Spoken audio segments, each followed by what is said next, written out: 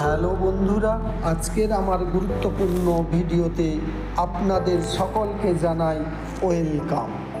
আপনি কি relationship management সমস্যায় ভুগছেন? তাহলে এই মেসেজটি আপনার জন্য। চলুন, যে কোনো সম্পর্কের ক্ষেত্রে যদি লাভ, রেসপেক্ট, মিউচুয়াল আন্ডারস্ট্যান্ডিং এবং ভ্যালু না থাকে তাহলে কিন্তু সেই সম্পর্কের ভিত নড়বড়ে হয়ে যাবে। এমন অনেক ক্ষেত্রে দেখা যায় যে সঠিকভাবে ট্রাস্ট, ডিপেন্ডেন্সি, রেসপন্সিবিলিটি বা রেসপেক্ট এই বিষয়গুলি নেই বলে সম্পর্কগুলি আস্তে আস্তে শিথিল হয়ে যাচ্ছে।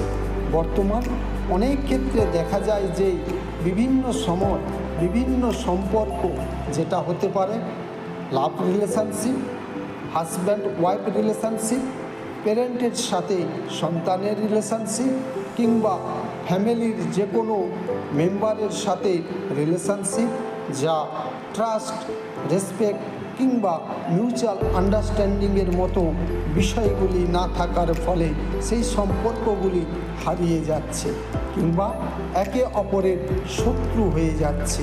কিন্তু আপনি কি জানেন, এই সমস্ত বিষয়গুলি যদি আমরা খুব যত্ন করে দেখি তাহলে দেখব খুব সামান্য বা ছোট ছোট কারণগুলি আমরা খেয়াল রাখলেই সম্পর্কটা হয়তো টিকে যেত, কিন্তু সেটার দরুন সম্পর্কটা আজ আর নেই।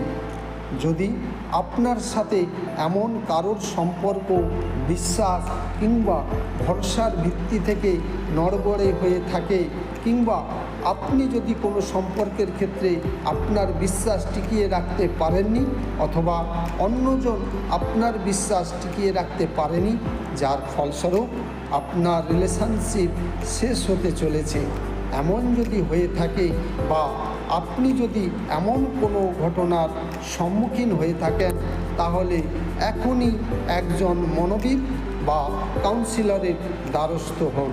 কারণ আপনি যদি সঠিক সময় সঠিক পরামর্শ নেন তাহলে কিন্তু আপনাদের সম্পর্ক শুধু চিরস্থায়ী হবে না, সেটা কিন্তু ভবিষ্যতে কোনো রকম কোনো পরিস্থিতিতে টালমাটাল অবস্থায় যাবে না। ভালো থাকবেন, সুস্থ থাকবেন, ধন্যবাদ।